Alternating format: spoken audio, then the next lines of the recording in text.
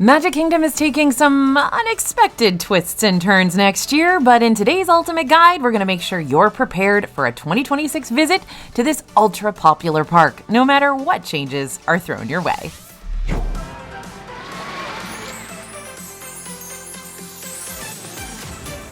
Hey everybody, it's AJ for Disney Food Blog. Welcome to Magic Kingdom, a place of castle dining, barbershop quartets, and construction walls apparently. But I'm getting ahead of myself here. We're going to talk about what's going down in the kingdom this year so that you're either A, ready for that 2026 vacation that you've been dreaming up for the longest time, or B, at the very least well-informed and ready to hear all the piping hot tea. Guess we should get this can of worms out of the way first. Magic Kingdom is gonna look real different this year, in good ways and in kinda awkward ways. So let me tell you about the key pros and cons for a Magic Kingdom 2026 visit right now to help you better prepare for the future. The cons? Lots of construction. Like, lots. The thick of the construction is coming from the backside of the park, which is already kind of a blemish for Magic Kingdom at the moment. Tom Sawyer Island and Liberty Square Riverboat permanently closed on July 7th, 2025 to accommodate the construction of Piston Peak National Park based on the movie Cars and the future Disney Villains Land. Both are going to be awesome new additions in the future, providing more rides, more attractions, more shopping and dining, and all around more memory making. But the problem is, we don't know when these new lands are going to be opening up shop, and our best guess is years down the road.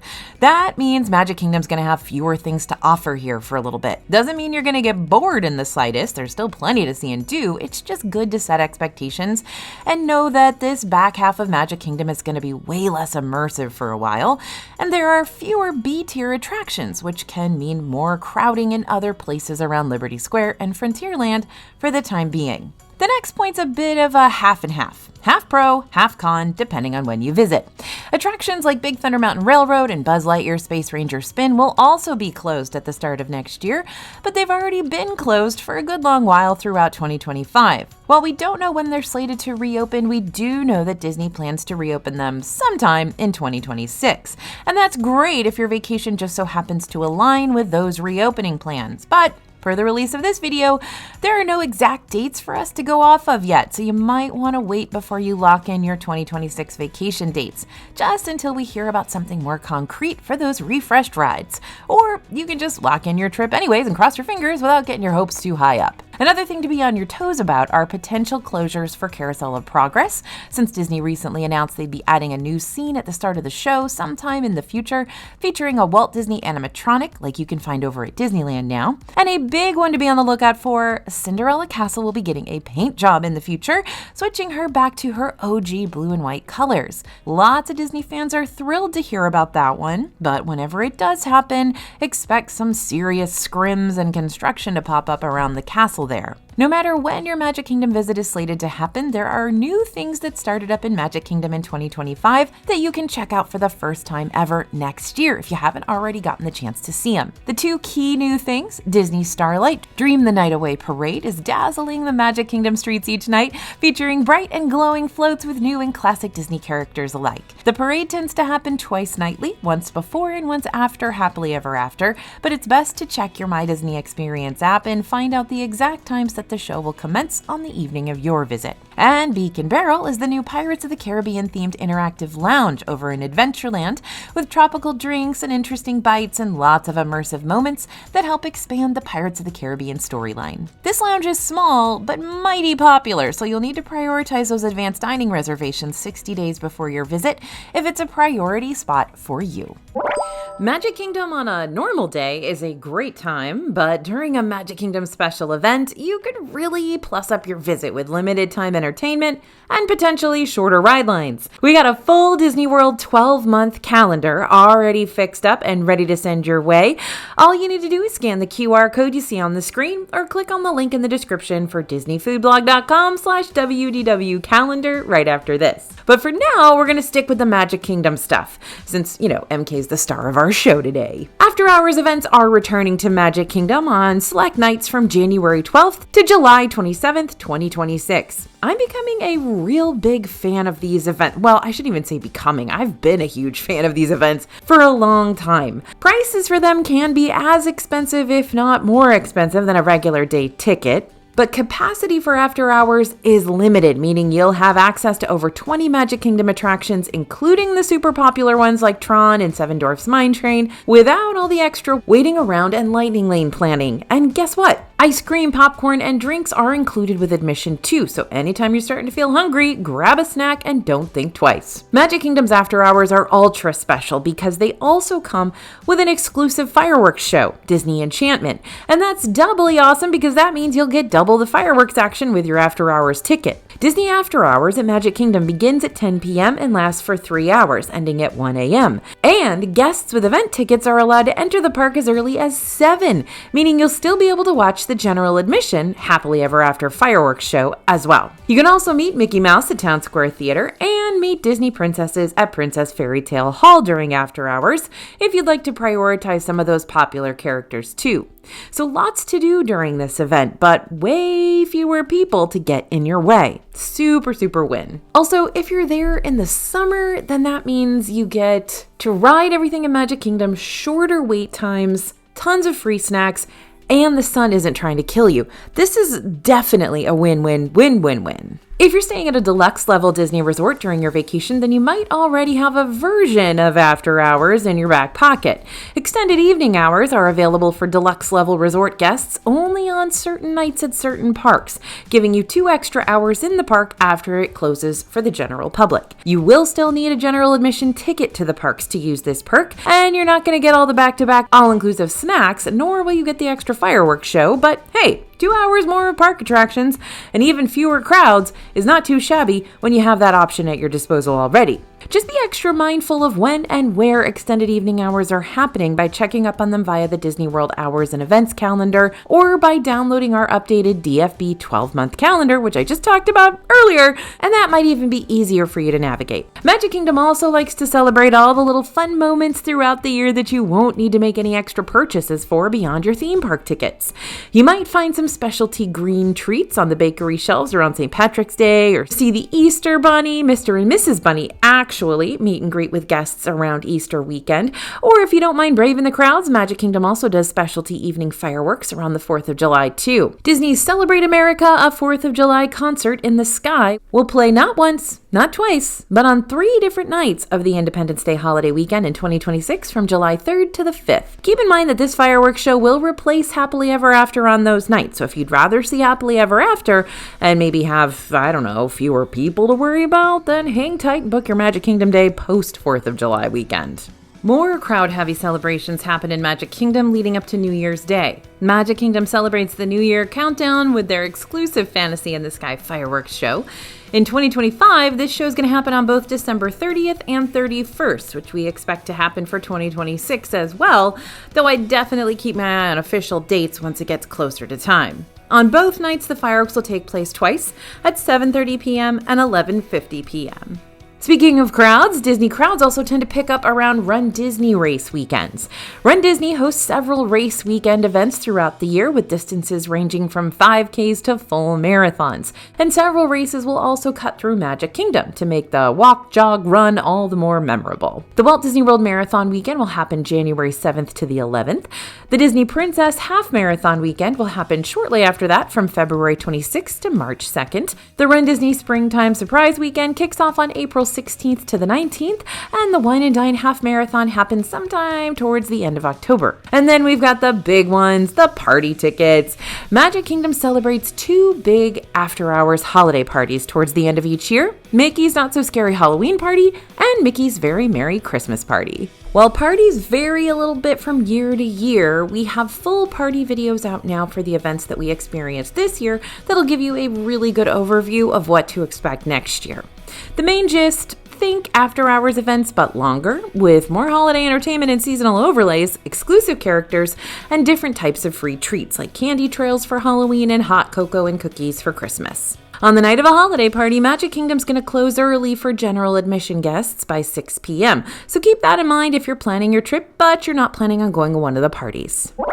Okay, we've made it to my favorite part of this video, our rapid fire truths about every single ride. There are a lot of reasons why Magic Kingdom is considered the best of the Disney World parks, but one of those is that it has double, more than double in some cases, the amount of rides versus what other Disney World parks can provide. So, here's what we're going to do. I'm going to take you around each land of Magic Kingdom to show you which rides are considered popular attractions, where lines can get super long, or filler attractions, where lines stay relatively manageable. Okay, let's go. In Fantasyland, you've actually got a lot of filler rides here where wait times tend to be less than 30 minutes. These include It's a Small World, Dumbo the Flying Elephant, Mad Tea Party, Prince Charming Regal Carousel, Barnstormer, and Under the Sea Journey of the Little Mermaid. When it comes to Fantasyland rides, you might want to prioritize first thing in the morning because their waits can get pretty long after the first hour of the day. Think Peter Pan's Flight and Seven Dwarfs Mine Train as your early theme park entry / rope drop go-tos.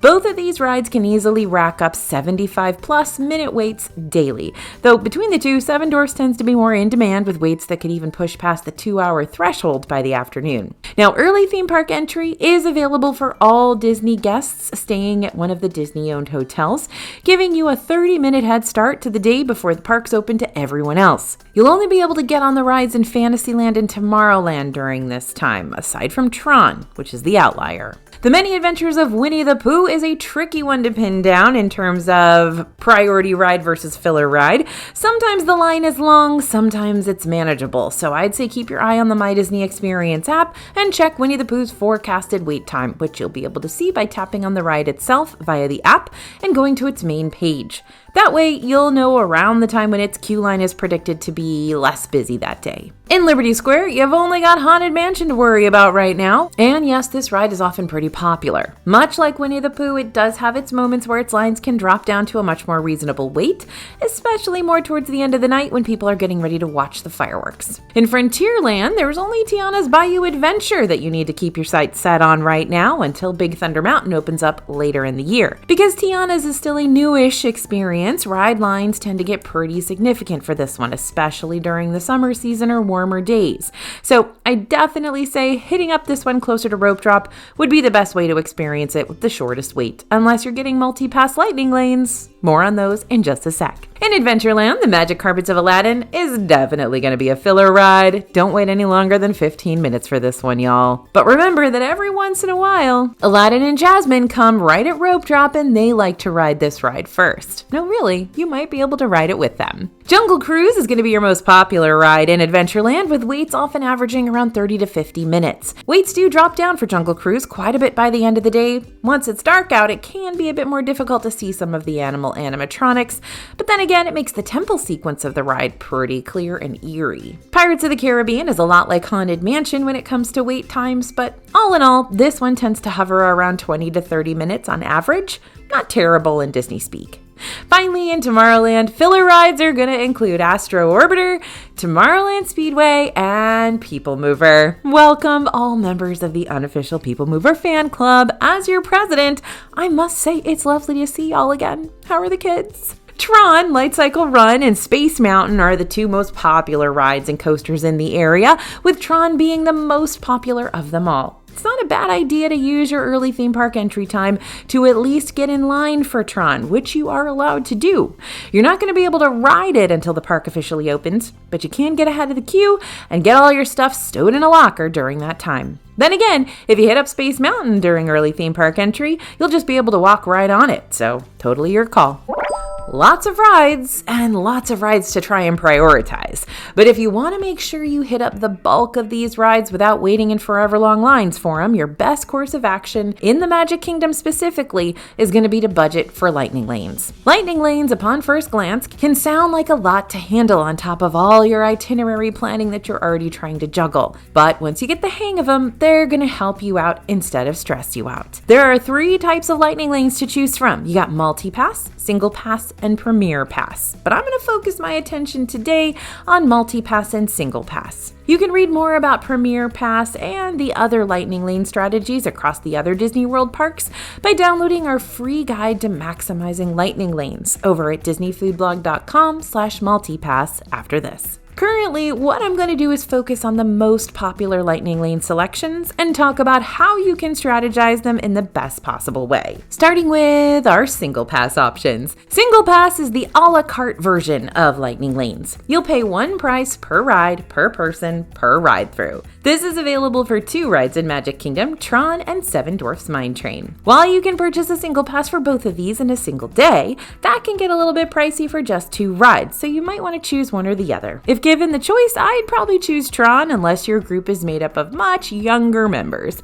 That way, you can book a Lightning Lane return window for any time after the sun sets. Unlike lots of Disney rides, Tron tends to see its highest wait times towards the end of the night, since that's when you can see the grid canopy all lit up and looking really cool. Okay, moving on to Multi-Pass now. Multi-Pass gives you Lightning Lane selections for not just one ride, but lots of rides at a time. You'll be able to make 3 Multi-Pass pre-selections 7 days before your hotel check-in, if you're staying at a Disney hotel, or 3 days before your park visit if you're staying not in a Disney hotel. All your other Multi-Pass Lightning Lanes will be chosen the day of your visit. You can make another Lightning Lane selection right after you use the one you're currently holding, meaning you can hold on to 3 Multi-Passes at all times, all day long. So in summary, choose 3 rides, head to the park, use 1 Lightning Lane, immediately book another, use 1 Lightning Lane, immediately book another. Deja vu, rinse and repeat till the end of the day. All right, good. So here's the next thing to keep in mind. When you're in the park, book whatever Lightning Lane you see pop up on the My Disney Experience app that'll work best for your group's itinerary. No questions, just book it. But when you're making those Magic Kingdom pre-selections, keep in mind that Jungle Cruise, Space Mountain, Peter Pan's Flight, and Tiana's Bayou Adventure are all Tier 1 attractions. That means you cannot pre-select all 3 Lightning Lanes from that specific tier. You can choose 1 from Tier 1 ahead of time, but the other 2 need to be from the Tier 2 list of options. Tiers go away once you step into the park. So if you book, say, Space Mountain as a pre-selection, but see a Peter Pan's Flight selection pop up later on in the day, by all means, grab it. It's yours. So, which pre-selections from Tier 1 are the best pre-selections? Now, it's of course going to depend on your family's vibe, but in general, let's remember that both Space Mountain and Peter Pan's Flight can be accessed during early theme park entry, so you might be able to knock out one or both of those first thing in the morning. If your family's more about the thrills, consider booking Tiana's Bayou Adventure as your pre-selection. But if you've got some group members who are less than keen about dropping down a 50-foot plunge and getting soaked, Jungle Cruise might be a much better easygoing option. Okay, wait, I lied. This is my favorite part of this video. We've got the new, we've got the classics, we've got the food you'll have a hard time pulling me away from. The restaurants and snack stands that I've got for you today are going to be the stars of 2026. I feel it in my soul. For the record, if you've already got your DFB guide to Walt Disney World dining from the dfbstore.com website, or you're about to get it and you're planning on using that discount savings code YouTube to secure some major savings, wink, wink, nudge, nudge, then be sure to take a look at the specific Magic Kingdom section for not just the full list of snacks and restaurant locations, but also a clear-cut list that'll show you which places use Disney Dining Plan credits, average restaurant price ranges for each location, which restaurants offer certain discounts, how tricky each restaurant is to make reservations for on a scale of 1 to 5, and other nifty tidbits that'll help make your Disney dining decisions a whole lot easier to make, which is always our main goal. Okay, moving on to the newest stuff you're going to find in Magic Kingdom to eat this year. Beacon Barrel. We already mentioned Beacon Barrel, but yeah, that's the big new and noteworthy one, and the one you've got to prioritize those reservations for. As Beacon Barrel's story goes, a legendary pirate rum runner called Captain Meridian Mary Goldwyn established this lively pirate pub alongside Rummy, her first mate and best feathered friend companion, who is going to keep an eye on the lounge from a roost at the top. This family-friendly tavern features options that are good for all ages, as well as immersive cocktails that are strictly for the 21 and over crowd. Note, there is a 45-minute time limit for your time inside the Beacon Barrel, just to make sure as many pirate patrons as possible have time to go eat, drink, and be merry. Now, Beacon Barrel might be the most noteworthy new guy on the block, but Astro Fizz kind of snuck into the Tomorrowland scene not too long ago to offer up another location for your theme park typical snack items like popcorn and glazed nuts and frozen slushies, etc. But the real reason we keep coming back here is that there's a cherry cola churro on the menu, and it's weird, but not in a bad weird. It's just bizarre for a soda goblin like me to be eating her soda instead of drinking it. Alas, love that Disney World's finally expanding a little bit more in the churro department. Hopefully that's an ongoing trend, and hopefully Disney World can take a few notes from Disneyland's churros to keep making these fried cinnamon dough sticks even better. So what's popular in Magic Kingdom? This is Magic Kingdom. They want you to feel like royalty here, so it makes sense that the castles and the palaces would be the most popular in the park. Out of Disney's 3 palace/castle-like dining establishments, probably the easiest to book reservations for on a regular crowd level day are going to be Crystal Palace, right off of Main Street, USA. Crystal Palace is an elegant looking table service buffet only steps away from Cinderella Castle. Here you're going to find items for lunch and dinner like seasonal pastas and shrimp creole, country fried chicken and gravy, so very diverse spread of kind of comfort food really. And for breakfast, expect the usual morning lineup: eggs, bacon, sausage, along with a few key standouts like the Mickey Churro waffles. But the real stars of the show here are the 100-Acre Wood pals. Winnie the Pooh, Piglet, Eeyore, and Tigger join the party to celebrate a very important day, Friendship Day. By the way, hate to ruin the specialness, but every day is Friendship Day for this group of stuffed animals, so you never have to miss out. Be Our Guest restaurant over in Fantasyland has reservations that can get a little pinchy sometimes, but lately reservations are easier to come by because it's really expensive here.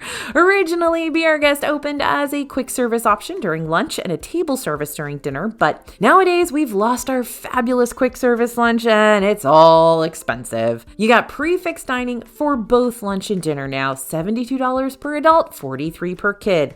Lunch and dinner both serve up French-inspired cuisine like Duroc pork chops, poulet rouge chicken, and filet mignon. And while the food is fine, what you're really paying for is the atmosphere. The food here is a little more like, think high-end wedding food, but very kind of clearly mass-produced. That's kind of the vibe you're gonna get. It's getting better, but that's still kind of what you're getting. So, like I said, what you're really paying for here is the atmosphere. It makes you feel like you're dining in the Beast's castle. It is absolutely gorgeous in there, and the only way you can get in is by paying this crazy prefix price to get in. So, it might be worth it to see inside. Be Our Guest restaurant is not a full character meal like you'll find at Crystal Palace, but there is a character experience that takes place.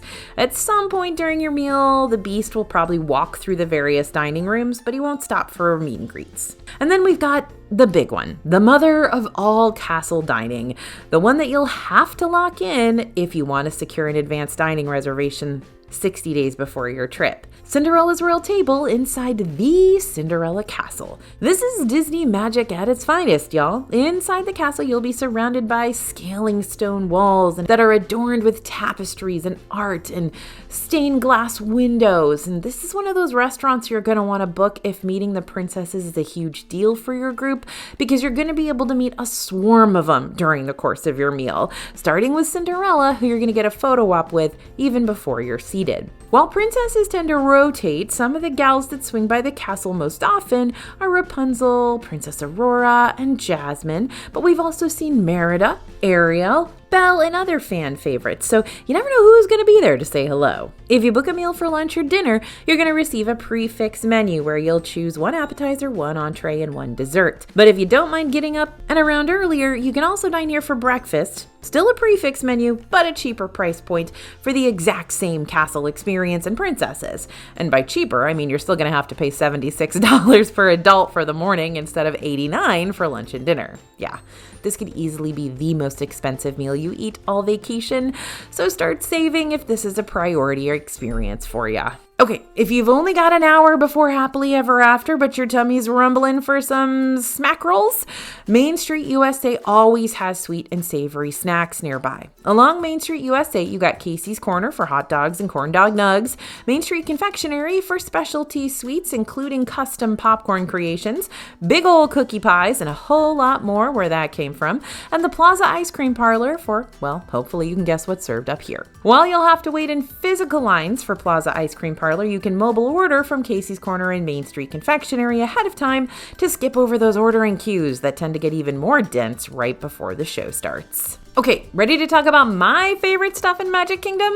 I like a meal at Cinderella's royal table as much as the next royal subject, but if I'm being real with you now, that's definitely not where I'm going to go to find my absolute all-time favorite food inside this park. Turns out, my favorite Magic Kingdom snacks and eats are going to cost you a whole lot less. Sometimes when I go to Magic Kingdom, I strictly eat inside Liberty Square and nowhere else. And why wouldn't I? There's the Sleepy Hollow refreshment snack window for my breakfast waffles, both sweet and savory. There's the Columbia Harbor House quick service for a lunch of surf and turf, along with an extra basket of those tasty golden hush puppies. And there's the Liberty Tree Tavern. This is the family-style restaurant with endless Thanksgiving eats and Tomato Baby chowing down on his little tomato as he watches and judges you from the framed picture nearby. Liberty Square might not be everyone's go-to favorite land in Magic Kingdom, but the restaurants here do not hold back. Sure, you can't find much on the menus at some snack locations, but what they lack in options, they make up for in quality. Take the Spring Roll cart right outside of Adventureland. The Spring Roll cart only ever sells 2 different flavors of spring rolls, but to make things more interesting, the Spring Roll flavors switch out sometimes. In the past, we've seen flavors here like Philly cheesesteak and pepperoni pizza, pastrami and pepper jack, buffalo chicken, but the flavor that tends to stick around and not rotate out like the others is the legendary cheeseburger option, which tastes like a Big Mac shoved inside a fried crispy shell. Nothing offensive about that. Westward Ho in Frontierland has been a sleeper hit of mine for a while now. They're just always releasing some sort of treat that makes me go, really? Westward Ho? What are you doing? Currently on the menu for breakfast, Westward Ho has this Mickey-shaped bacon pecan caramel cinnamon roll that is soft and fresh and huge. It's the best Mickey-shaped cinnamon roll you'll find anywhere on property. It is swimming in caramel sauce. This cinnamon roll is living out my dream. There's also a candied bacon skewer on the menu, random, available all day, not just during breakfast. And this is a shanked slab of pork coated in maple brown sugar and served with a side of chips to give it more crunch and savory appeal, apparently. Another all-day offering here is the Joffrey's coffee, which you can get hot or as a cold brew. Coffee lines are a whole lot shorter here than they are over at key coffee locations, even the main Joffrey's Revive kiosk in Tomorrowland. And if you want to jazz it up with an additional flavor, you're more than welcome to add caramel, hazelnut, vanilla, sugar-free vanilla, or whatever the seasonal offering might be for an extra 50 cents. This is definitely a way to save on your coffee waiting in line time. But I still think my favorite place to grab a snack in Magic Kingdom is going to be Gaston's Tavern over in Fantasyland. Again, small menu here, but everything available is going to hit the spot. There's literally nothing here I'd steer you away from. You want the gray stuffed cupcake? Good choice. Safe choice. You want the warm cinnamon roll? My favorite choice. You want the creme brulee croissant? My new favorite choice. You want the ham and Gruyere sandwich? Love it. Gaston does like to switch things up every now and then, but even when we're sad to see one treat go, it's usually replaced by something equally as good, if not better. Okay, I admit it, for a gal who loves food, sometimes my main go-tos don't have me venturing outside of my comfort zone as often as I probably should. A basket of chicken tenders hates to see me coming. That's why I really don't mind munching my way around Magic Kingdom. The eats and sweets are pretty familiar for the most part. But Adventureland does help me step outside the dining box with its more unique assortment of options sometimes. Specifically when I book a reservation over at Skipper Canteen. This restaurant is across the way from Jungle Cruise, which, surprise, is what this restaurant is based on. So, you're in for a puntastic meal. The eats here are more unusual and unique than what you'll find at most Magic Kingdom restaurants because they're inspired by cuisine from around the world. Some of our personal favorites are the Hearty Har Char Siu pork that tastes like chicken because it is, and the Falls Family Falafel. There's also a secret menu you can ask your server about that changes up regularly, but more often than not, the pão de queijo Brazilian cheese bread is going to be your hidden menu gem here. And you know what? Since we're already in Adventureland, let's head over and get a Dole Whip at Aloha Isle. I know there are a lot of places to grab Dole Whip around property nowadays, but Aloha Isle walked so all those other places could run. Aloha Isle has your standard pineapple Dole Whip on offer and specialty Dole Whip desserts like the pineapple upside down cake and the occasional seasonal Dole Whip offering too. But if you're looking for even more Dole Whip variety in the Adventureland area, head over to Sunshine Tree Terrace. It's also a solid option with a few more flavors beyond that standard pineapple, including options for customizable Dole Whip floats. Soda and Dole Whip? Yeah, count me in. Now that you got a taste for Magic Kingdom snacks, you're probably ready to see them all, right? Right. It's okay to admit it, I'm right here with you, which is why the DFB team and I created the Magic Kingdom Snack Guide in the first place. This is an excuse to talk about literally every snack in Magic Kingdom. We've created ultimate snack guides for every park, actually, as featured on the dfbstore.com website, so you do have the choice to purchase them individually if you're just on the hunt for one or two, or you can get our snack guide bundle for a highly discounted price to have access to the whole wonderful world of Disney World snacking. If you've got a hankering for Disney entertainment beyond the rides, then guess what? Magic Kingdom's got that too. So let's take a look at all the different shows that you can check out on your next visit, from the popular offerings to the ones that make you go, really? I didn't know Disney offered that. The afternoons in Magic Kingdom are filled with popular characters and well-known songs and larger-than-life parade floats. You're going to find them all during Festival of Fantasy. While all the floats in this parade are highly impressive, and Flynn Rider's got away with that smolder of his, the fire-breathing Maleficent dragon tends to be the highlight of this one. Maleficent shows up 2/3 of the way through the parade, so if you're watching it from start to finish, expect her to make her appearance around the 8 to 10 minute mark. Normally, Festival of Fantasy happens twice daily, but double check the My Disney Experience app at the start of your day just in case those showtimes change. Okay, the Disney Adventure Friends Cavalcade. Think of this one like the sample-sized version of a full-on Disney parade. Adventure Friends features Disney pals like Nick and Judy, Baloo, Miguel, Merida, Moana, Elena, Toy Story characters, Clarabelle, and more. It is an eclectic mix. The Disney Starlight Dream the Night Away Parade we already talked about a little bit earlier, but if you're looking for the specifics, the parade begins on Main Street, USA and travels toward Frontierland for its parade route. It's a reverse of the Festival of the Fantasy daytime parade route. It typically happens twice each night, once before Happily Ever After and once after the castle show, but again, double check showtimes for this one on the day of your visit. And the parade lasts approximately 12 minutes in any given viewing area. Another hidden gem, the Let the Magic Begin welcome show. Starting your day at Rope Drop in Magic Kingdom, Disney characters, including Mickey and Minnie, will gather in front of Cinderella Castle to help you kick off the day with music and magic and overall excitement for what's ahead. Now, this one's popular-ish, the Mickey's Magical Friendship Fair Castle Show. I say ish because even if you didn't know about this Cinderella Castle stage show, more than likely you'll be walking around the castle hub and stumble upon it anyways, because it happens pretty frequently throughout the day. During Mickey's Magical Friendship Fair, Mickey, Minnie, Donald, Daisy, and Goofy are joined by characters from The Princess and the Frog, Tangled, and Frozen to sing songs and just celebrate everyone getting along and being all buddy-buddy. The Main Street Philharmonic is Magic Kingdom's 12-piece brass band and percussion ensemble. You'll encounter them playing and marching on Main Street, USA and Storybook Circus throughout the day. And around 5 p.m., the Main Street Philharmonic performs the Star-Spangled Banner during the daily flag retreat. This is another hidden gem of the park.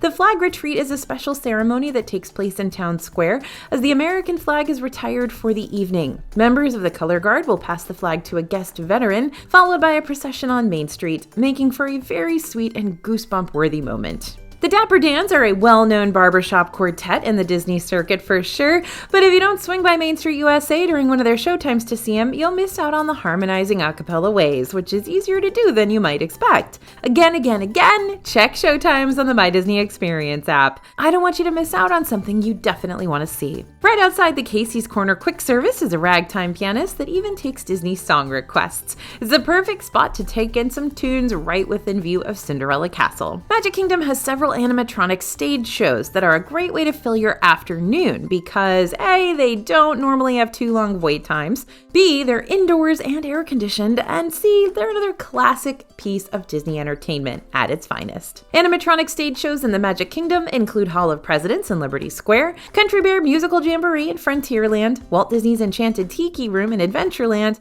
and Carousel of Progress in Tomorrowland. Not every indoor stage show in Magic Kingdom is led by a cast of animatronics, though. For instance, the sights, sounds, and even scents of PhilharMagic in Fantasyland bring songs and scenes from popular Disney films to life in a whole new way. There's rarely ever a huge wait for this 4D movie, plus it's got some crisp AC for you to enjoy. Monsters Inc. Laugh Floor uses audience participation to get the jokes rolling. If you're not super comfortable with being called out on the spot, you might want to skip this one, although that means you're going to be missing out on the opportunity to be that guy. If you know, you know. Over in Fantasyland, you can step inside the cottage of Maurice and Belle and through a magic mirror that is very cool to enjoy a live retelling of Beauty and the Beast with help from Lumiere, Mrs. Potts, Belle herself, and maybe even you.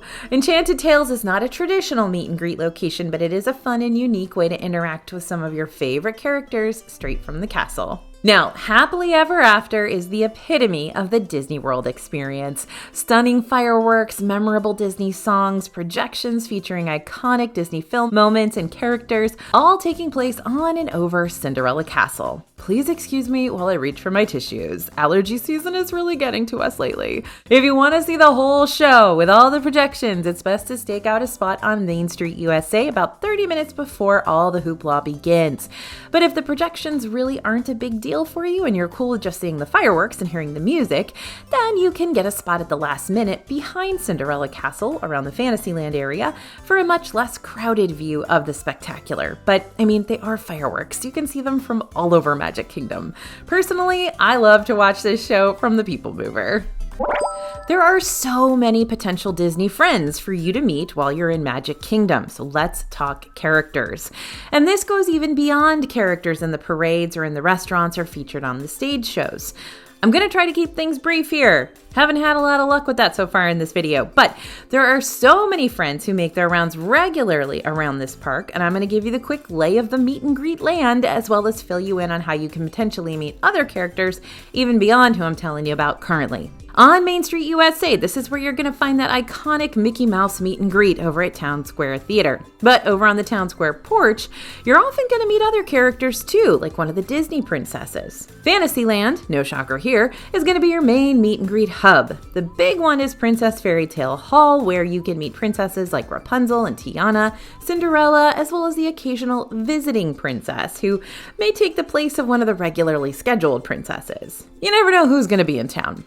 Pete's Silly Sideshow in Storybook Circus is a great way to meet the rest of the Fab Five, excluding Mickey, while they're all dressed up in their performer's attire. So that's going to be Donald, Daisy, Minnie, and Goofy. Now, you can meet Ariel over at Ariel's Grotto. Who would have thunk? Mirabelle spends her days in Fairy Tale Garden, located on the right-hand path when you're walking past Cinderella Castle. And speaking of Cinderella Castle, you'll often find the Wicked Stepsisters, Anastasia and Drizella, hanging out near Cinderella Fountain. Don't want to pay to eat at Crystal Palace in order to see a silly willy-nilly old bear? Winnie the Pooh and Tigger make regular appearances right outside the many adventures of Winnie the Pooh. And Peter Pan sometimes shows up near his ride too, outside of Peter Pan's flight. Meanwhile, over in Tomorrowland, this is going to be your prime location to meet Stitch, who tends to wander, but sometimes will have a little stationary meet and greet spot near Buzz Lightyear's Space Ranger spin. Adventureland is home to Aladdin and Jasmine, who will spend time meeting with new and old friends alike over at the Agrabah Bazaar near the Magic Carpets of Aladdin ride. And be on the lookout for Captain Jack Sparrow, who sometimes hangs out nearby the Pirates of the Caribbean ride, when he's not searching for rum, of course. Throughout the day, you never know who you're going to encounter next, so be sure to check the My Disney Experience app and the information boards posted around the park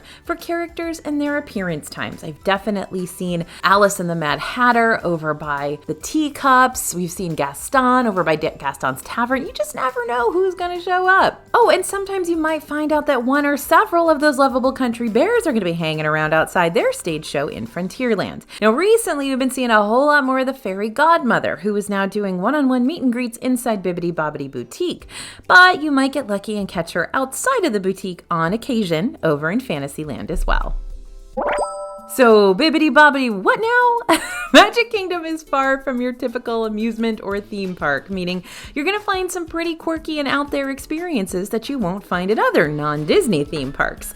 Maybe not even at other Disney theme parks either. So, if you're looking for the most unique add-ons for your Magic Kingdom day, here's a list for you to choose from. Bibbidi Bobbidi Boutique is one of those once-in-a-lifetime things that you'll want to make reservations for before your kids age out of the experience. This is for ages 3 to 12 only. There are different packages and different price points that you can choose from, but each package will give your kiddo the opportunity to star in their own magical fairy tale for the next 90 minutes. As their very own fairy godmother pampers them with makeup and hairstyles and costumes and accessories that you're going to want to take a gazillion pictures of. If you need a little extra pirate training before your reservation at the Beak and Barrel, then you'll want to make your way over to the Crow's Nest and join in on a scavenger hunt called A Pirate's Adventure: Treasures of the Seven Seas.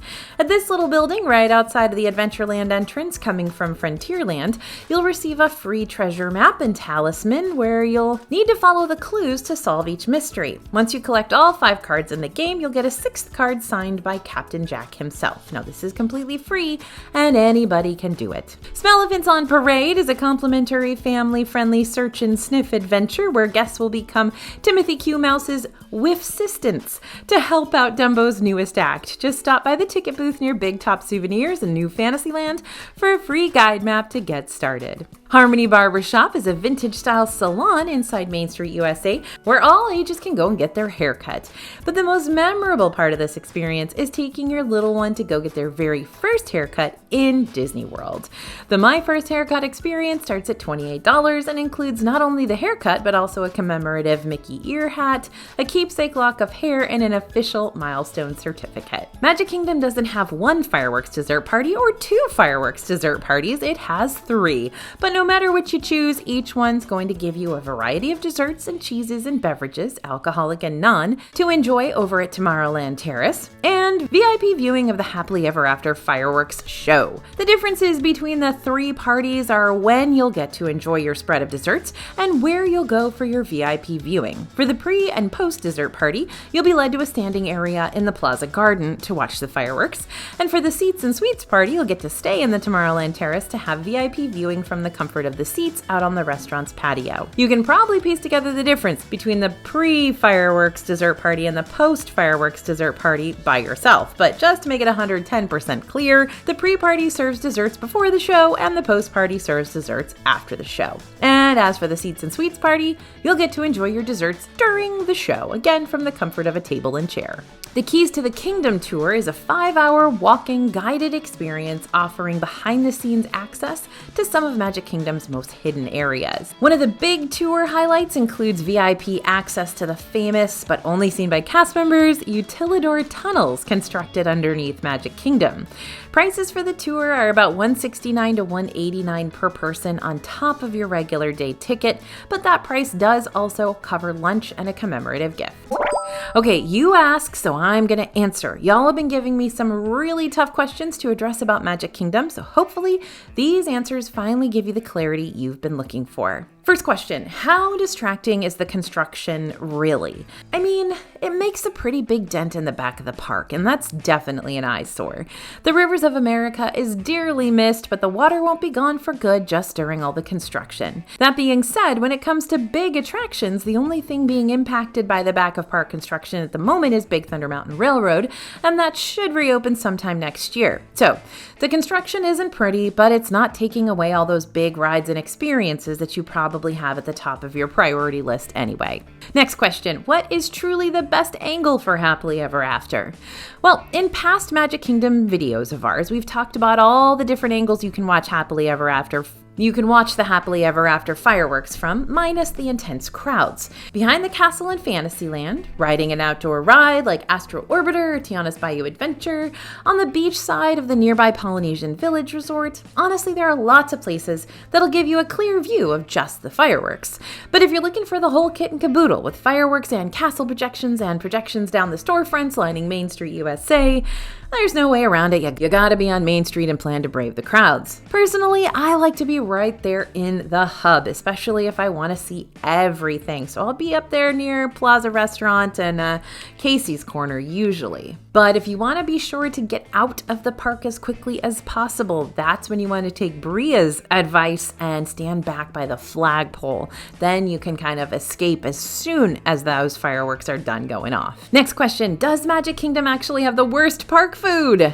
Well, I guess it depends on who you're talking to. Magic Kingdom has the safest food that most picky eaters are going to be fine with, which is why I hyped up Skipper Canteen earlier, because that's really going to be your best bet for adventurous dining, aside from the new Beacon Barrel, which is also in Adventureland. But when it comes to getting the absolute best food on Disney property, even the signature Cinderella's Royal Table, which costs tons of money, is typically fine when it comes to entrees, right? Again, many of these Magic Kingdom locations have you paying for the overall immersion factor, not necessarily the high quality dining. So if you're someone who would rather pay more on a good meal rather than an interactive one, I'd say save your big dinner money for a restaurant that's going to give you a really high quality entree like California Grill, a Contemporary Resort, or Le Cellier in Epcot, Hollywood Brown Derby, Hollywood Studios, lots of restaurants in Disney Springs, and lots of hotel restaurants as well. I think the best dining in all of Disney World is going to be found in Disney Springs and at the hotels. Next question, if you could only do one thing in Magic Kingdom, what? People Mover, sorry, was that too eager? People Mover, yes, 1,000 times over. This is the correct answer for all of those who are a part of our unofficial People Mover fan club. But all joking aside, I am not joking. I really do love the calm pockets of peace you can find around Magic Kingdom that don't draw nearly the crowds of some of the other attractions. People Mover definitely being one of them. I'd also be happy as a clam just grabbing a Dole Whip from Aloha Isle, watching the Enchanted Tiki Room, calling it a day. So here's your reminder to find the little things around Magic Kingdom in the midst of your jam-packed park day. And be sure to appreciate those cast members and the magic that they make every single day in Walt Disney World. Tell them thank you, give them cast member compliments on your My Disney Experience app, and just be sure to recognize them for the hard work that they do.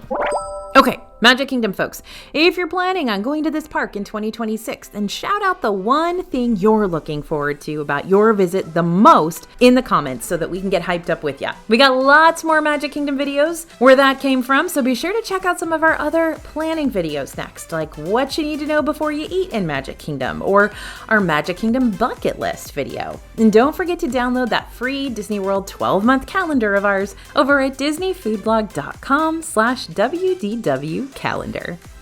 Thanks for listening, everyone, and thanks for watching. As always, this is AJ for Disney Food Blog, and we'll see you real soon.